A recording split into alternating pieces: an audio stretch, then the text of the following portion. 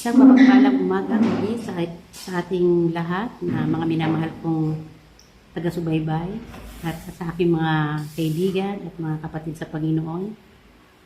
Good morning po, isang maulang umaga. At sa umagang ito ay atin po muling matutunghayan ang mga salita ng Diyos na makikita po natin sa Lucas chapter 4 verse 31 hanggang 37 at ito po ang sinasaad. Mula roon si Jesus ay nagpunta sa Capernaum sa Galilea at nagturo sa mga tao ng araw ng pamamahinga. Namangha sila sa kanyang pagtuturo sapagkat may kapangyarihan ang kanyang pananalita. May isang lalaki roon sa sinagoga na sinapian ng masamang espiritu. Sumagot ito ng malakas, "Ano ang pakialam mo sa amin, Jesus na taga Nazaret? Naparito ka ba upang puksain kami? Kilala kita, ikaw ang banal na mula sa Diyos." Subalit sinaway siya ni Jesus, "Tumahimik ka, lumabas ka sa taong iyan." At nang mailugmok ang lalaki sa kanilang kalagitnaan, lumabas ang demonyo sa kanya nang hindi sinasaktan. Namangha ang lahat ng nakasaksi kaya't nasabi nila sa isa't isa, "Ano ito? Makapangyarihan at mabisa ang kanyang salita." Nauutusan niyang lumayas ang masasamang espiritu at lumalayas naman sila. At kumalat ang balita tungkol kay Jesus sa buong lupain. Iyon.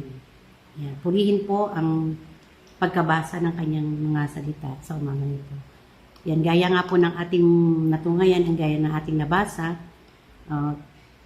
si Jesus po ay may kapangyarihang magpalayas ng masamang espiritu. So there is power in His name. At tayo po ay mga alipin. Tayo ay mga alipin ng kasalanan. Pero dahil kay Kristo, tayo ay pinalaya niya.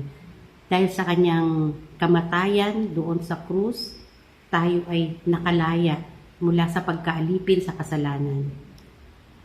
At ang gaya nga ng nasasaad dito na marami ang nakasaksi nung makita nila kung paano pinalaya ng Panginoong Jesucristo yung taong ito na naalihan ng masamang demonyo.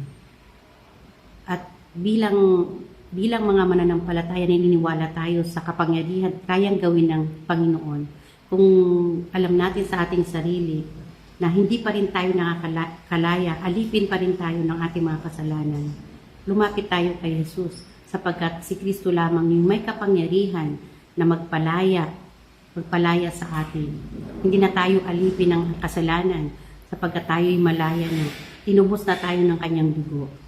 Kaya sa umagang ito, nawa ay magbigay ito sa inyo ng challenge sa lahat na nakikinig sa umagang ito. Purihin ang Panginoon at pagpalain tayo ng Panginoon.